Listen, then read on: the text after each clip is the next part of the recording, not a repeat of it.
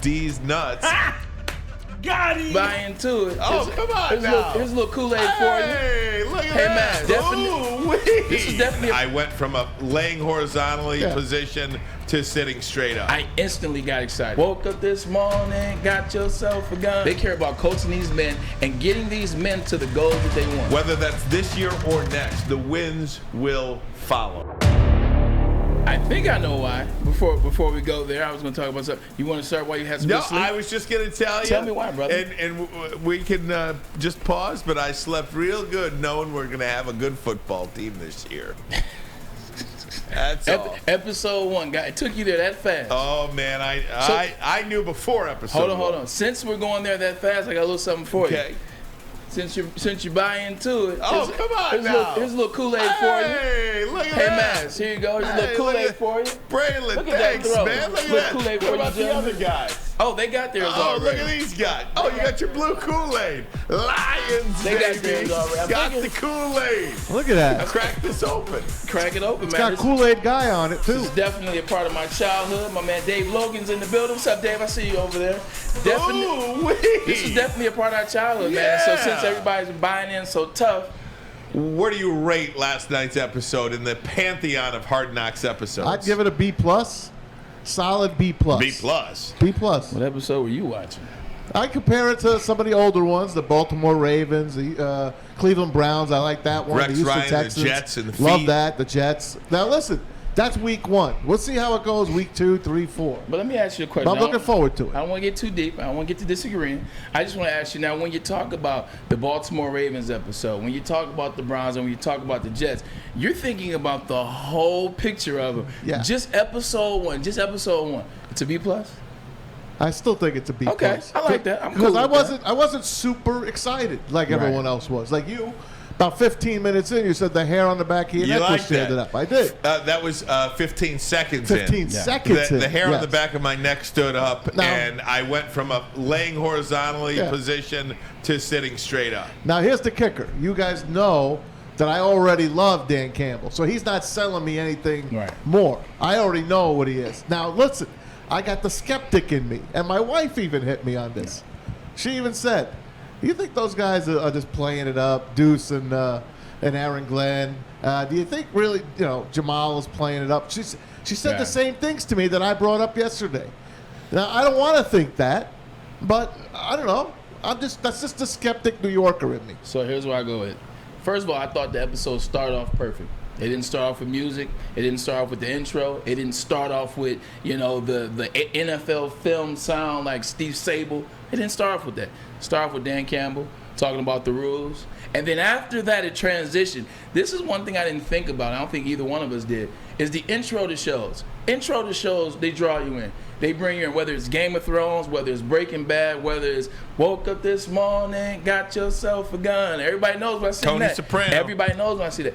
Now I got the chills. The way in which they went about including the automotive industry and the assembly line and the ironwork into the episode, and then showing the players pumping iron as they're showing pistons. And when I say pistons, I'm talking about car parts, pistons and wheels and wheel work. Like they were showing the factory, I instantly got excited. I instantly got dialed in because I was wondering how they were going to do it, how they were going to play it. And it was amazing because in the assembly line, well, that's what it is in the NFL a little bit. In terms of that's what Dan Campbell, everybody has to be on point. Everybody has to be accountable for their part in the assembly line to have the success ultimately, which is a F-250 or which is a Bronco or which is a Mustang. That's the finished product. That's the championship is the finished product or a win. And I thought they did a hell of a job with the intro. What I liked so much about Hard Knocks last night is, and I said this the other day, I wanted to be affirmed in the feeling that I am on board with this football team, Braylon. I think they're doing all of the right things. I think Dan Campbell's the right coach. I think Brad Holmes is the right general manager. I think these assistant coaches are as good as any assistant coaches in the league. They have the resume. They show what they can do to motivate men on the field last night. I thought everything about last night affirmed my belief that the wins will follow. Whether that's this year or next, the wins will follow. Yeah, 100%. Like, Deuce, and let's get back to what Maz was saying about his wife was asking that question. That's the New Yorker in me being a little bit skeptical. Like, that's how NFL practices are constructed, especially during training camp. You got former players, you got guys that curse a lot. Like, that's not a show for the show. Like, that is what they do. There's MF for this, there's MF for that, there's F this, and blah, blah, blah. Some coaches don't like that, but the majority of the league, That's my favorite language. Yeah, 100%. I speak it well because of Little League sports. Like, in Detroit, Little League sports, that's kind of what you got. Bring it. So, but I love that, and I love the coaching staff. Deuce Staley stole the show. Deuce Staley stole the show last night. He was amazing. But that's who Deuce is. The funny thing is, looking at that coaching staff, Ryan, is I realize I'm old.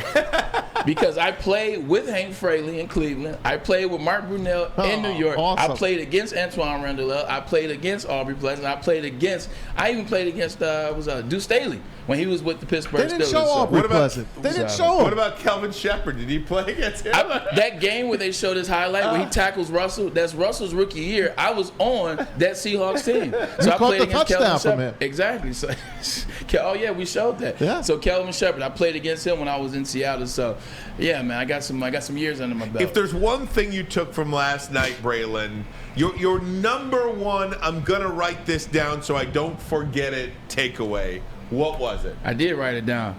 This city knows us as former players. When we leave this city, they will know us as coaches who happen to play football. That quote was Deuce Staley. Yep. That shows that they're focused. They don't care about winning the Super Bowl, which they both did for the Steelers. They don't care about Mark Brunell being the best quarterback in Jackson Jaguar history. They don't care about what they did. They care about coaching these kids.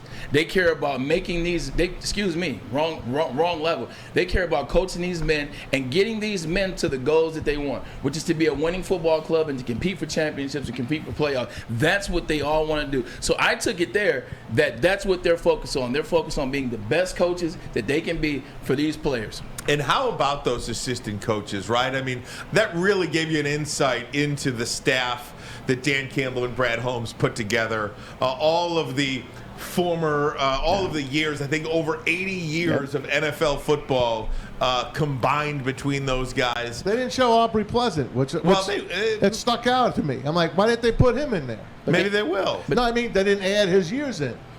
Oh, I don't know. Yeah. They added his years. They just didn't list him when they were doing the years. Because you got to think, they didn't do Aubrey Pleasant. They didn't do Ben Johnson. Right. I mean, if you look at a coaching staff, on each side of the ball, there's 7, 8 coaches. That's 16 coaches, not to mention special teams coaches. And in special teams, there's 4 coaches. So they're going to get to the other coaches. They couldn't fit it all in the first 45-minute episode. But speaking about assistant coaches, too, and you talk about the staff that he put together, Dan Campbell said this today in the press conference. I just want to... In this morning's press conference after the Hard Knocks episode, I am who I am. You're going to be out there. People are going to think what they think. Talking about how Dan Campbell was perceived last night on social media, around the league, with Lions fans in the city of Detroit. I am who I am. Like dropping the D's nuts. I mean... That is classic stuff that endears you to a fan base, right? When you drop D's nuts, when you say that stuff, I mean, that is awesome. But I think one of the highlights, and I don't think you can underscore this, was when Kelvin Shepard, the linebackers coach, who wears his hair a certain way. Ryan. No, go ahead, finish. I'll let you finish. And when Dan Campbell hired him, the first thing that he thought of was that he's gonna cut his hair. He's gonna get rid of his hair because he thought that's what an assistant coach looks like. And Dan Campbell was like, "I hired Kelvin Shepard. You keep that. You do not cut your hair. You do not do that." I thought that speaks to who Dan Campbell is. I'm going to hire my guys, and I'm going to let my guys be my guys. And we're not going to mold or try to shape or fit square peg in round hole. That's not what we're doing here. And you know the analogy I'm trying to use. Yeah. We are who we are, and that's how we're going to do it. We're going to win together, being who we are. I think that empowers people, and I think when you empower people, that's exactly how winning is done. I told you, every day people get mad at us because we always have the same stuff listed down. When I was watching the show yesterday, I wrote things down, or excuse me, this morning. Allergies knocked me out last night. But when I was watching the show this morning, I listed down some things, some takeaways, so I could be ready for the show. The fourth thing I listed down is Campbell telling linebacker coach Shepard not to cut his hair.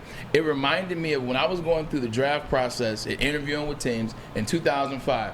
I cut my hair going into my senior campaign because I thought that the perception of me having braids, because this is 2004, this isn't 2022. The perception of me having braids, I would go higher in the draft if I was clean cut. I would look like a Michigan man, clean cut, nice fade, very, very, very groomed beard. Did Dad tell you that? Dad didn't tell me that. Stan Edwards didn't tell me that, so it's not on him. When I went to interview with the Chicago Bears, GM at the time was Jerry Angelo. Yep. A real Old school, real treat. There you go, real treat. Jerry Angelo, first when I walked his office, he said, "It's good to see you got a haircut." This is the first thing he told me. He said, "Nice to see you, look well groomed. You have a haircut unlike when you had braids last year." This is what Jerry Angelo told me in his office. So when I heard that from Dan Campbell to Calvin Sharp, it took me immediately right there, and I cannot agree with you more.